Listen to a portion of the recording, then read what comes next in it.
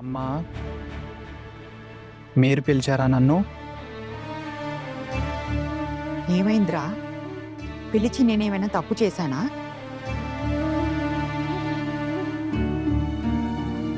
అమ్మా, మీరు అలా ఎందుకు మాట్లాడుతున్నారు?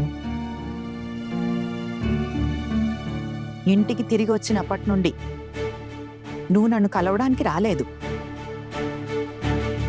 అమ్మా, మీరు నా మీద కోపంగా ఉన్నారని నాకు తెలుసు. అందుకే మీ ముందుకు రాలేదు.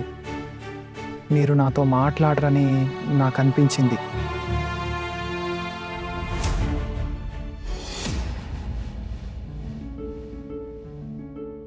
అవునా? అంటే నువ్వు నాకు భయపడతావు కూడానా?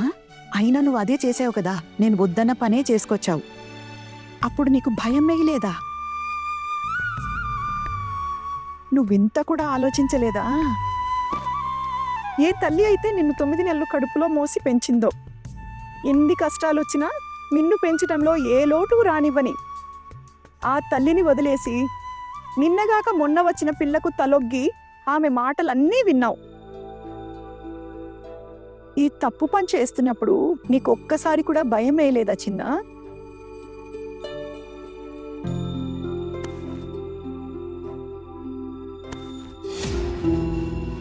అమ్మా, మీరే చెప్పండి. నేను అక్కడి నుంచి పేలి పెటాకులు చేసుకుని వచ్చేస్తే అది సరిగ్గా ఉండేదా? చిన్న, నీ ఇంటి కోడలి తీసుకురావడానికే కదా నీ పెళ్లి నిశ్చయించింది. ఇప్పుడు ఈ అమ్మాయి ఇన్ని గొడవలు చేశాక మనం ఏం చేయగలం చిన్న? అమ్మా, మీరు విన్నారు కదా నేను ఇదంతా ఏ కారణం వల్ల జరిగిందో. చిన్న, ఇవన్నీ వదిలే. ప్రతి అమ్మాయి తన తప్పును కప్పిపుచ్చుకోవడానికి ఇలాంటి సాకులు చెప్తూనే ఉంటుంది. అది అందరికీ తెలుసు. విను చిన్న, ముఖ్యమైన విషయం ఏంటంటే ఆ రౌడీ ఇంకా ఈ ఊర్లోనే ఉన్నాడు. నీ భార్య ఇంట్లోనే ఉంటుంది. కానీ నువ్వు బయటికి వెళ్ళాలి కదా. అవును పిన్ని. ఏదో ఒక రోజు ఆ వెధవ నీకేదైనా అపకారం చేస్తే అప్పుడేం చేస్తాం బాబు? పిన్ని, నేను అలాంటిదేమీ చేయలేదు కదా. వాడు నన్నేం చేస్తాడు? చిన్న, ఈ ఈ విషయం ఆ దుర్మార్గుడికి అర్థం కాదు. వాడు గుండా ఈ పెళ్లి మనం చూసి నిశ్చయించుకున్నాం. ఇదేం లవ్ మ్యారేజ్ కాదు కదా. అనవసరంగా ఇవన్నీ భరించటానికి ఆ పరాయి అమ్మాయి కోసం మన ఇంటి ప్రశాంతతను ఎందుకు పాడు చేసుకోవాలి? జనం తమ కొడుకుల కోసం మహాలక్ష్మి లాంటి కోడల్ని తెచ్చుకుంటారు. కానీ నా రాతలో కులక్షణి అని రాసింది. పెళ్లి జరిగిందో లేదో ఇంటి వాళ్ళ ప్రాణాలు. హే మహాకాళి, నా కుటుంబాన్ని రక్షించు.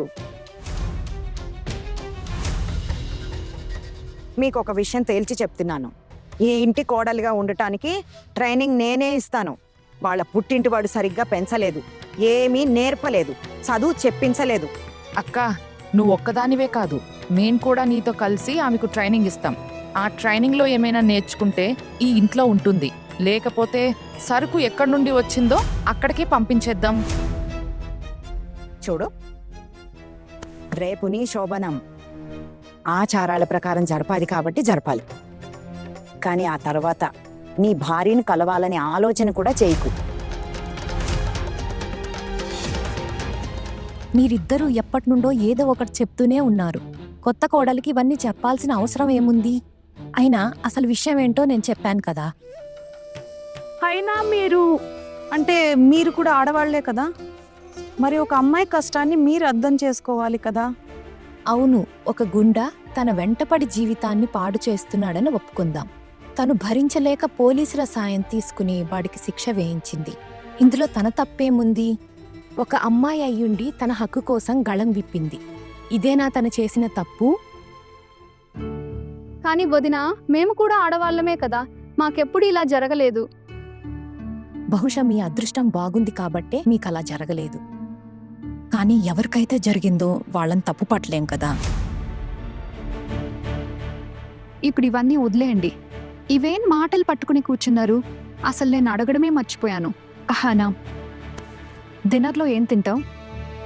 అన్నం పర్వాలేదా? అక్క, మీరు ఏది పెడితే అది తింటాను. అరే లేదు, సిగ్గుపడకు. ఈ రోజు వంట మేమే చేస్తాం. రేపు క్యాటరింగ్ వాళ్ళు వస్తారు కాబట్టి రేపు మాకు కిచెన్ నుండి సెలవు. చెప్పు, ఏం తింటావు? అరే బాబోయ్, నీకు చెప్పడమే మర్చిపోయాను. రేపు అందరికీ వంట నువ్వే చేయాలని అమ్మ చెప్పమన్నారు, నీ చేతులతోనే. అవును, పెద్దమ్మ చెప్తున్నారు. రేపు నీ చేతులతో ఏదైనా ఒక వంటకం చెయ్యాలి. అందరికీ నీ చేతులతోనే వడ్డించాలి. నువ్వు ఒక మాట చెప్పు, ఇంతమందికి వంట చేయగలవు కదా? ప్రయత్నిస్తానక్క. ఇప్పుడు ఇంత పెద్ద కుటుంబానికి కోడలుగా వచ్చారు, పనైతే చేయాల్సిందే కదా.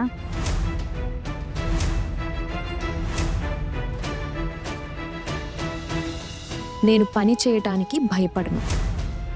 కాకపోతే ఎప్పుడు ఇంతమందికి వంట చేయలేదు, అందుకే. కానీ నాకు నమ్మకం ఉంది, మెల్లమెల్లగా ఇవన్నీ నేర్చుకుంటాను.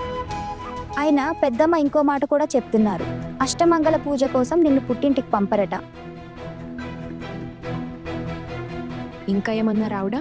అవును, ఆమె అన్నారు నిన్ను పరీక్షలాడడానికి కూడా వెళ్ళనివ్వరట.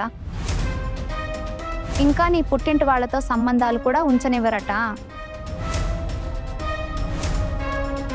ఇంకా ఇంటి వాళ్ళు చెప్పిన ప్రతిదాన్ని తప్పకుండా మీరు పాటించాలి, అంతే. ఇదే చెప్పారు. ఇదంతా అయింది. ఇవి నేను చేయకూడని పనులు. కానీ నేనేమేం చేయగలను? ఏ ఏ విషయాలకు అనుమతి ఉంది నాకు? నా ఉద్దేశం ఏంటంటే, ఏమేం చేయగలను నేను? తినగలనా? నిద్రపోగలనా? కనీసం ఊపిరి పీల్చుకొనిస్తారు కదా.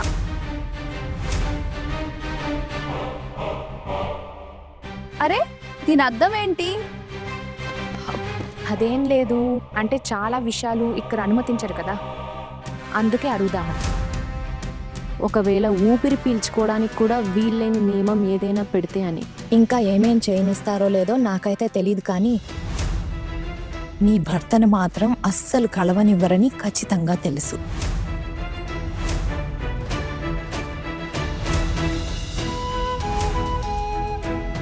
నేను చెప్పేశాను, తన ఇంటి కోడలిగా నిలదొక్కుంటేనే నిన్ను కలవనిస్తాను, లేకపోతే పుట్టింటికి పంపించేస్తాను.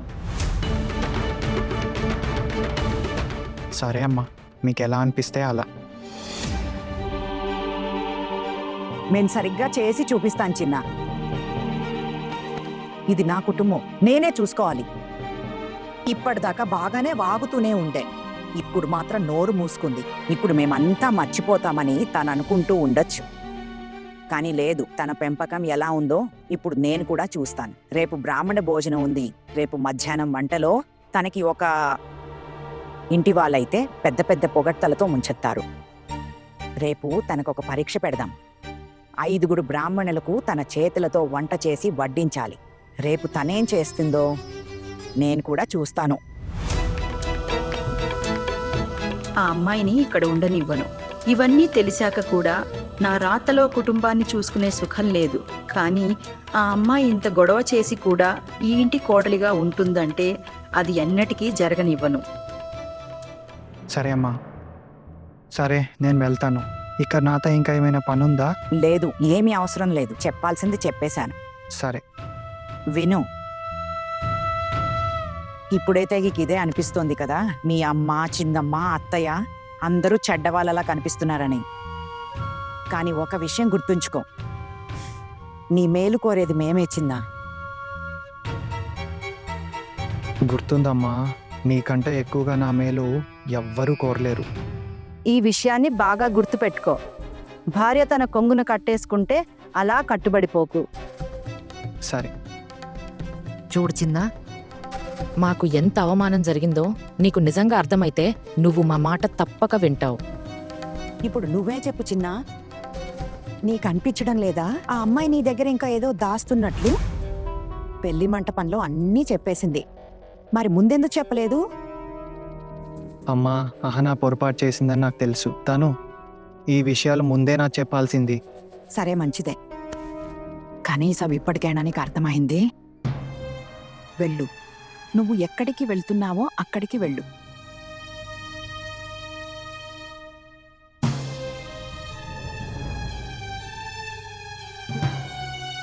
వదినా, మనం ఎంత త్వరగా వీలైతే అంత త్వరగా చిన్నాకి ఈ అమ్మాయితో సంబంధం చెడగొట్టాలి. ఈ అమ్మాయి చిన్నాకి అస్సలు సరిపోదు. ఈ ట్రైనింగ్ గట్రా ఏమీ అవసరం లేదు. వీలైనంత త్వరగా వదిలించుకోండి, లేకపోతే మన అర్జున్ జీవితం నాశనమైపోతుంది. అయినా ఒక మాట చెప్పనా అక్క, చుట్టాలు కూడా మాట్లాడుకుంటున్నారు, ఈ అమ్మాయి డాన్సులు గట్రా చేస్తుందట. అక్క ఆలోచించండి, ఇక్కడ అక్కడ తిరిగి డాన్సులు చేసే అమ్మాయి ఎలాంటిదే ఉంటుంది?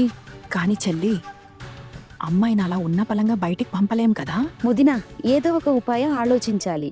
చిన్నానే స్వయంగా నేను ఆ అమ్మాయితో ఉండలేను అని చెప్పేలా చేయాలి.